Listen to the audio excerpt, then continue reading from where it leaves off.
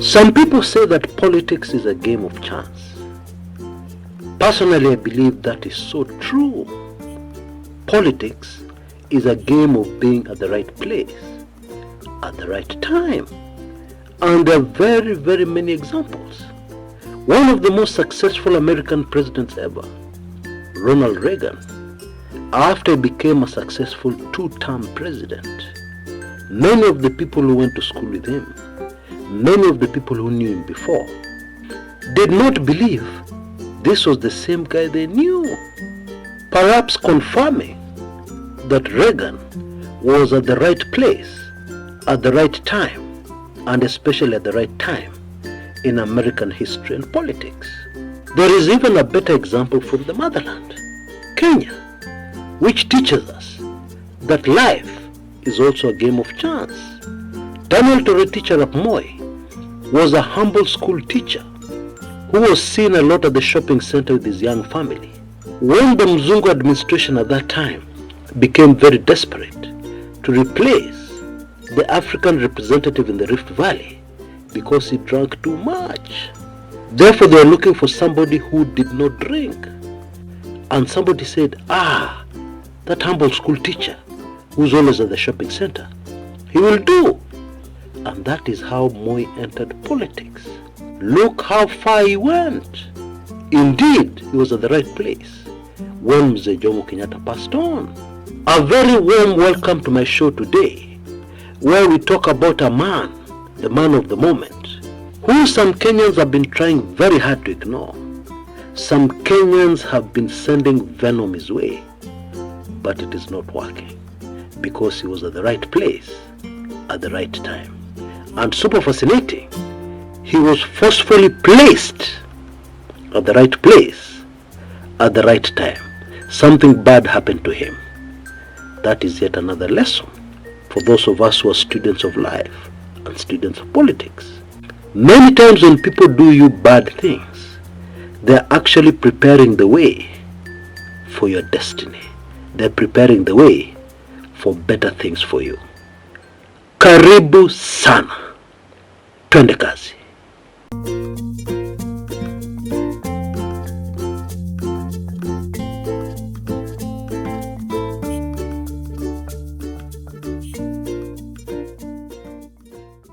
Rigathi Gachagua. This Rigathi Gachagua, why will he not just go away? I am sure those are the frustrated words coming out of State House all the time these days. And as I make this recording, Bwana Gachagua is scheduled to be on Citizen Live, and I can bet you most of Kenya will be watching. Now, let us accept a few hard political facts so that we understand this better. Had Raila Odinga not joined the broad-based government, had Raila Odinga and Azimio continued their push against the government of William Samoei Ruto, an impeached Rigathi Gachagua would have gone nowhere. You see, that is one very key factor that is making Rigathi Gachagua who he is today. Do you realize that there is nobody, there is no other major opposition against the government of William Samoei Ruto? They are all finished. They are all done and dusted. The only man left standing is Rigathi Gachagua wa Munyoro. Nobody else. And this is the reason why Kenyans are very interested.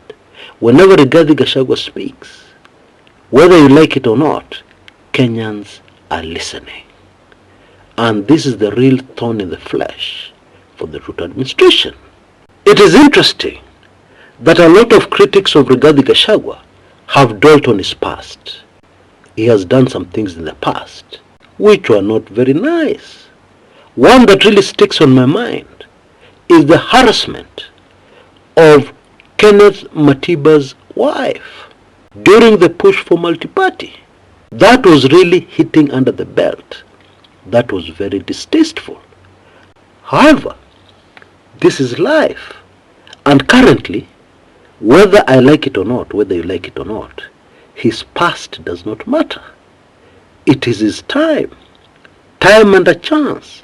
He was at the right place at the right time. And of course, in this kind of situation, Kenyans are very quick to forget who Rigathi Gachagua really is, what he has done in the past. It has been very easy for the man to remodel, remake, re-engineer himself into something else. A formidable political figure. That's what he is. Hata mtu akilia kwa choo, that is what he is. You remember the example I've already given you. Those who knew Ronald Reagan well could not believe that this was the man who was holding the nation spellbound. That this man was a brand that the Americans loved so much. So much so that George Bush Sr. was able to win a presidential election very easily by simply telling the American people, nitafuata nyayo ya Reagan. That's all. He was elected. Pop! Just like that. Of course, Bwana Bush Sr. ended up being a one-term president. And so one can easily argue Bush Sr. was at the wrong place at the wrong time. And so it did not work out. Even his son, George W. Bush, did much better than his dad. Folks, if we take nothing else from this video with us, then take this. Time and a chance. Riches are not to the cleverest man. No. Neither is the race to the fastest. But time, a time and a chance, control us all. Control this life. So, what is Wamunyoro going to say on live Citizen TV in a few hours, Tuesday 9 p.m.? What is he going to tell the nation? People are waiting with bated breath. His opponents are shaking in the boots. And it is very interesting that it is now clear his opponents cannot do much against Rigathi Gachagua. Hold on a minute. How can that be true? The mighty government of Kenya with state machinery. What are you talking about, Chris? They can't do anything about Rigathi Gachagua? How now? They can't stop the Rigathi Gachagua wave? How? Hold on to that question. I will come back to it towards the tail end of my video today, because it is a real puzzle for those who like to look at things deeply. I believe Rigathi Gachagua on live TV today will paint a picture of what Kenya is today. I believe he will reveal more details of what it was like re-entering his motherland. It was superheated. You know, when these spacecrafts leave the atmosphere of the Earth, and when they're coming back, when they're re-entering the atmosphere of Earth, the kind of heat that is generated is crazy. It is superheat. Friends, that is how Rigathi Gachagua re-entered the country. Ilikuwa moto. Make no mistake about it. I believe he will make a few remarks about that. I also believe that he will reveal a few more secrets of the Ruto administration.